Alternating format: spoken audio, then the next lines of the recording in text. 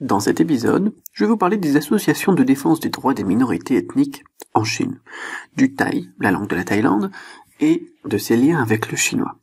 Et on va parler aussi de la présence actuelle de philosophie chinoise dans le quotidien en Chine, de confucianisme et taoïsme, etc. Je réponds à vos questions en vous présentant la Chine et le chinois tels que je les vois et tels que je les vis. Bienvenue dans la Chine, le chinois, comment c'est vraiment.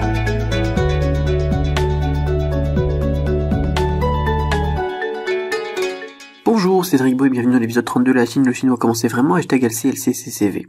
Alors, aujourd'hui, ça va être un épisode spécial pour des personnes qui ont déjà posé une question et qui sont revenues dessus, comme Tanguy encore, Camille et Bérangère. Voilà. Donc on va traiter des questions sur lesquelles ils sont revenus, dont on avait parlé donc dans les précédents épisodes. Si vous avez jamais écouté les précédents épisodes, eh bien n'hésitez pas à les réécouter. C'est intemporel, ce genre de conseils, ce genre de questions, ce genre d'analyse.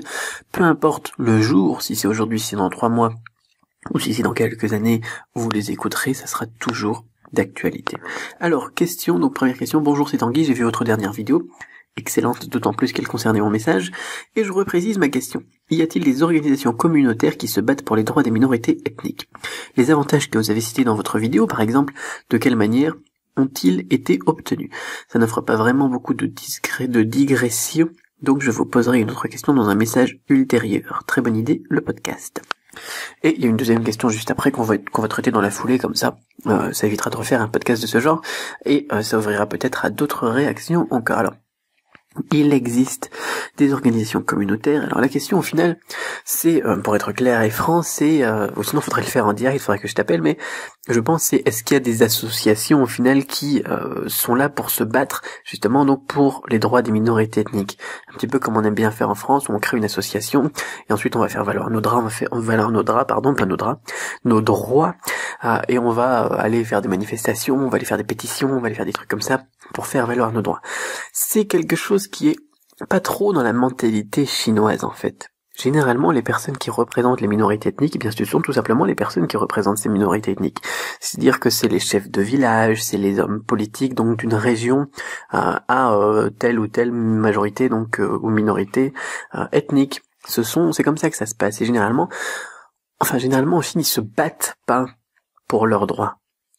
La Chine déjà, elle a compris l'importance de à la fois orienter tout le monde vers, par exemple, une langue commune, des structures communes pour les chemins de fer, des structures scolaires communes, mais aussi à la fois de protéger ce patrimoine très très important qui est effectivement la présence de ces ethnies en Chine.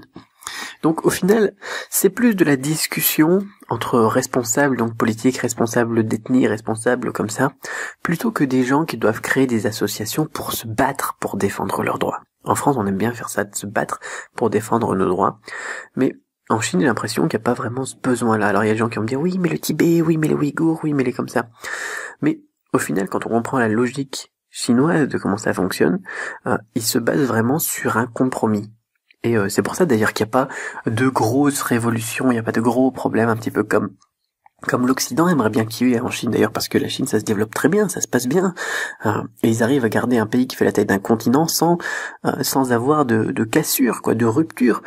Le mieux pour l'Occident, ça serait que la Chine se casse la figure, ça serait qu'il y ait une révolution à l'intérieur, ça serait qu'il y ait, etc., comme il y a 50 ans, comme etc., à chaque fois qu'il y a eu des problèmes en Chine, alors que c'était un pôle très très puissant, la Chine et l'Asie, eh bien, ils ont pris du retard. Et ça serait très bien justement pour nous autres. C'est pour ça qu'on aimerait bien qu'il y ait des associations justement qui se battent, comme on dit en France, pour les droits des minorités ethniques ou pour protéger des régions ou n'importe quoi. Mais au final, les Chinois, ils le comprennent bien comment ça se passe et ils voient leur niveau de vie s'améliorer en faisant des compromis, bien évidemment. Bien évidemment. On parle plus le ch'ti dans le nord de la France. Bien évidemment, on parle plus le picard. On a perdu une partie de notre patrimoine en France.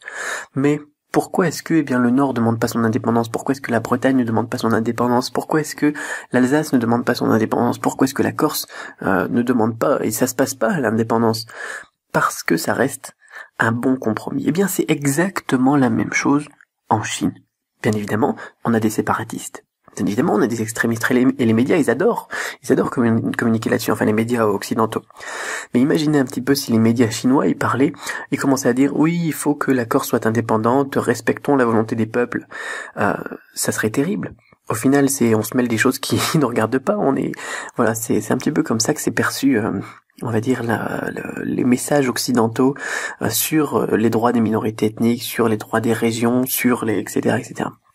Au final, on se mêle de problèmes dont on a les mêmes exactement chez nous, sauf qu'on propose une solution que l'on ne veut pas du tout proposer chez nous. Ça, c'est plutôt amusant.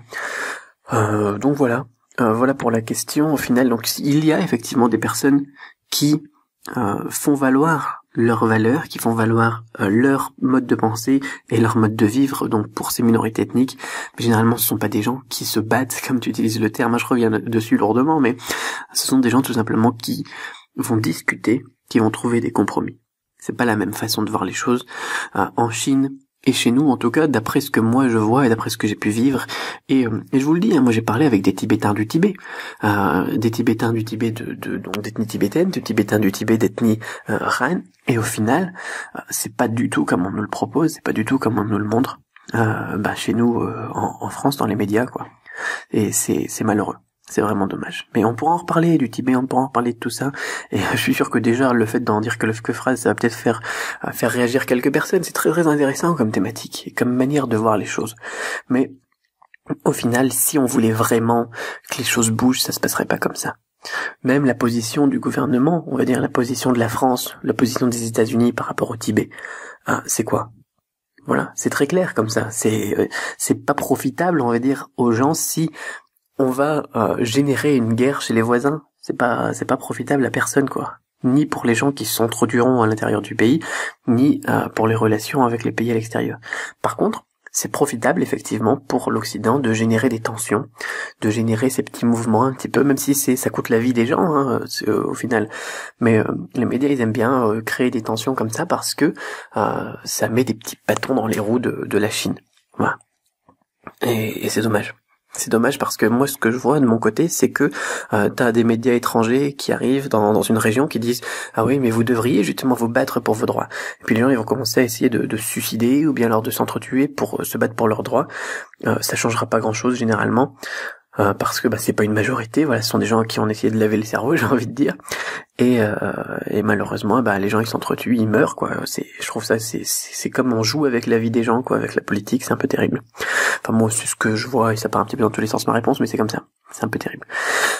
Deuxième question de Tanguy qui me disait rebonjour, c'est Tanguy. Donc ma seconde question porte sur la représentativité des ethnies dans certains métiers, question qui m'a été suggérée par votre vidéo, et plus généralement donc représentativité homme-femme. C'est un peu technique mais bon, bonne chance. Alors, la représentativité homme-femme n'est pas très développée, pas comme on le voit chez nous.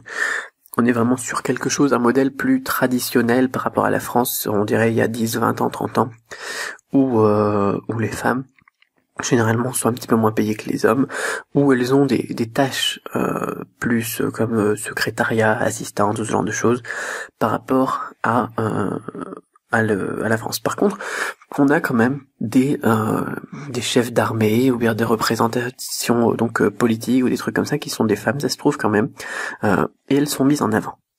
Ça c'est vraiment important de le noter parce que quand il y en a, elles sont mises en avant dans les médias, elles sont mises en avant dans les représentations au journal télévisé ou bien dans les événements officiels, etc.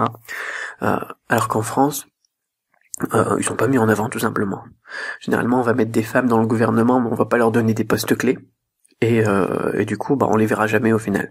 On va les dire oui, c'est bien, on a des femmes dans notre gouvernement, on a la parité homme-femme, etc. Mais au final, ça change rien, c'est juste pour faire plaisir aux gens, voilà. Bon, voilà, ça marche comme ça aussi, tant pis. Hein. Donc voilà, alors pour la représentativité des ethnies dans certains métiers, il faut savoir qu'il y a aussi des aides, je crois. Mais alors là, il faudrait que j'aille recreuser si on embauche des personnes donc d'une ethnie minoritaire, donc dans son entreprise, il y a des trucs qui sont orientés là-dessus. Donc c'est vraiment très positif dans ce sens-là. Voilà. Alors bon, j'espère que ça répond bien à la question et que je pars pas trop sur mes idées sur de géopolitique. Hein, c'est pas de la politique nationale. Hein, je parle pas de droite, de gauche, mais au niveau politique international, au niveau géopolitique, c'est quelque chose de vraiment très très influent pour des relations efficaces et sur le long terme entre tous les pays. De toute façon, il faut vraiment le voir comme ça. Deuxième question de Camille Kimdinir. Alors Cédric, merci d'avoir répondu à ma question précédente, tout est si clairement expliqué. C'est juste passionnant. Comme je vois que vous êtes comme moi un vrai passionné d'Extrême-Orient, je me suis permis de vous poser la question du thaïlandais. Vous êtes-vous déjà intéressé à cette langue et à cette culture? Il est dit en effet un peu partout que le peuple tient son origine du sud de la Chine. Cette langue a-t-elle encore beaucoup de rapport avec le chinois ou est-ce trop éloigné? Merci alors. On trouve tout de suite, ça saute à l'œil, ça saute aux yeux, ou je sais pas comment on dit ça saute aux yeux que les chiffres, par exemple en mandarin, c'est vraiment très proche du thaï. Et encore plus d'ailleurs en cantonais. Vous prenez les chiffres en cantonais, vous prenez les chiffres en thaï, vous allez comprendre que c'est exactement la même chose. Après, la Thaïlande, c'est beaucoup moins influencé par la Chine que d'autres pays comme la Corée ou le Japon. Alors on peut trouver effectivement des mots similaires comme les chiffres, comme des centaines de mots d'ailleurs qui ont été recensés par les linguistes. Le terme poulet par exemple, des trucs comme ça, c'est vraiment très proche entre le cantonais ou le mandarin et le thaï. Les structures grammaticales aussi, la façon dont il s'exprime avec des tons aussi. Donc c'est facile, on va dire, pour une personne qui connaît le mandarin d'apprendre le thaïlandais. Ça faut vraiment le noter. Par contre, on s'éloigne un petit peu quand même de la langue thaï après quand on va chercher un petit peu plus loin, quand on va creuser un petit peu plus loin. Je ne pense pas que ça soit la même origine génétique.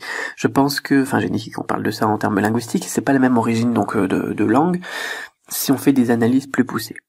Par contre, la Thaïlande, elle a été influencée, donc elle a été moins influencée que d'autres pays, mais elle a été influencée tout simplement parce qu'elle avait eu un pays super puissant comme la Chine à côté d'elle pendant 1200 ans ou je sais pas combien de temps, pendant des milliers d'années quoi. Du moment où la Chine était vraiment puissante quoi, on pourrait dire même presque 2000 ans. Et donc du coup, on peut pas ne pas être influencé. Donc on va trouver des similitudes.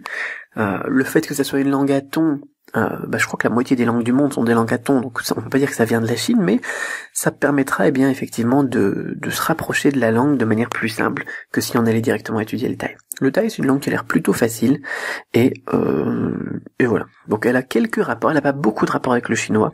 C'est vraiment une langue qui est quand même éloignée du chinois, mais on trouvera donc beaucoup quand même de points communs tout de même, donc marqués par l'influence donc de la Chine au cours donc des siècles. Voilà, je pense que ça répondra donc à la question. Dernière question de Bérangère qui me dit: bonjour Cédric, d'abord merci pour ta réponse sur les polars, j'ai trouvé des trucs très sympas sur Youku/TVB. J'aurais une nouvelle question, est-ce que les philosophies anciennes, taoïsme, confucianisme sont encore très présentes dans la société, ou bien est-ce qu'on a inventé une philosophie plus moderne pour la vie quotidienne? Merci. Ça c'est une excellente question. Et du coup je pense qu'on devrait en faire un épisode complet d'ailleurs sur ça, un mardi, parce que les mardis donc c'est où on parle plus culture, plus vie quotidienne, sur la présence des philosophies traditionnelles donc dans la vie de tous les jours. Donc oui, le taoïsme, le confucianisme, la philosophie traditionnelle chinoise, la religion traditionnelle chinoise, ça se retrouve dans le quotidien encore en Chine. Et ce qui est intéressant, c'est que tu dis, est-ce que on retrouve les philosophies anciennes ou est-ce qu'on a inventé une philosophie plus moderne? Pourquoi pas les deux? Pourquoi c'est soit l'un, soit l'autre? Pourquoi c'est blanc, pourquoi c'est noir? Aujourd'hui, en Chine, dans la vie de tous les jours, on retrouve des preuves du taoïsme, on retrouve des preuves du confucianisme, on retrouve aussi des preuves de cette nouvelle philosophie, on retrouve des preuves de la Chine, on va dire, développée économiquement, moderne, tournée vers l'Occident, on retrouve des preuves de la religion traditionnelle chinoise. On voit tout le monde, tout se côtoie, et c'est ça qui est intéressant, c'est que le changement c'est un cycle. Et le changement, d'ailleurs, le terme changement, l'adaptation, c'est quelque chose qui est vraiment très présent aussi dans la culture chinoise. Pour ceux qui ont regardé un petit peu le I Ching, le classique des changements, ou appelé aussi livre des mutations, cette manière de voir les choses en Chine, c'est pas justement on fait quelque chose, on le termine, on passe à autre chose, on fait quelque chose, on le termine. C'est pour ça d'ailleurs on parlait des révolutions aussi par rapport aux ethnies, etc. On n'a pas cette vision-là, on n'a pas cette vision de la rupture. Voilà, on n'a pas un problème, on n'a pas une cassure généralement. On va essayer de développer quelque chose sur une base que l'on a déjà, que l'on va faire évoluer. Donc cette base taoïste, confucianiste, bouddhiste, traditionnelle, on va la faire évoluer, on va la prendre, on va la garder, et on va la transformer tout simplement, l'adapter au quotidien, aux problématiques nouvelles que l'on retrouve en Chine. Donc oui, c'est un beau mélange qu'on a maintenant en Chine. Voilà. Ça pourrait paraître quand on arrive comme ça en Chine un grand n'importe quoi, quand on voit d'ailleurs des trucs modernes à côté des trucs vraiment traditionnels, mais au final, on s'y retrouve, et quand on reprend cette logique de pensée des Chinois, Bérangère, eh bien, on comprend pourquoi est-ce que c'est comme ça. Voilà donc pour cette troisième question. On pourrait développer beaucoup plus, et point par point cette troisième question, mais ça ferait très long en un épisode. Donc on va s'arrêter là. Surtout, n'oubliez pas, si vous êtes intéressé par le chinois, la langue chinoise, le mandarin, de vous inscrire sur du-chinois/exercice au pluriel, si vous voulez, bien évidemment, si vous voulez seulement recevoir un lien vers le nouveau produit que je vous propose mercredi sur l'apprentissage du chinois, que peu importe que vous ayez déjà donc la méthode Cramp ou que vous ayez déjà votre propre méthode, parce que je sais qu'il y a plein de gens qui sont pas inscrits à la méthode Cramp qui m'écoutent aussi, parce que je suis super intéressant, je donne plein de bons conseils, ça pourra vous intéresser dans tous les cas. Donc du-chinois.com/exercice au pluriel, inscrivez-vous donc pour recevoir en avant-première un lien d'inscription vers la version bêta de ce nouveau produit qui va tout déchirer, vous allez voir, c'est un truc génial, c'est un concept génial, je vous en reparlerai. Voilà, ma question pour vous tient aujourd'hui. Quelle minorité chinoise vous attire le plus? Est-ce que vous connaissez déjà des minorités chinoises? Et si vous en connaissez, quelles sont les minorités chinoises que vous connaissez? Quelles sont celles qui vous attirent le plus?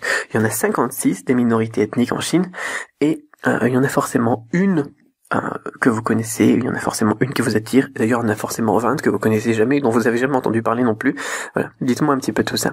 Gardez l'esprit ouvert, ensemble on tue les préjugés, on se retrouve demain, donc, pour un épisode spécial préjugés des Occidentaux lorsqu'ils arrivent en Chine. Les trucs qu'il faut pas dire à un Chinois. Voilà, les trucs qu'il faut vraiment pas dire, parce que sinon c'est vraiment super.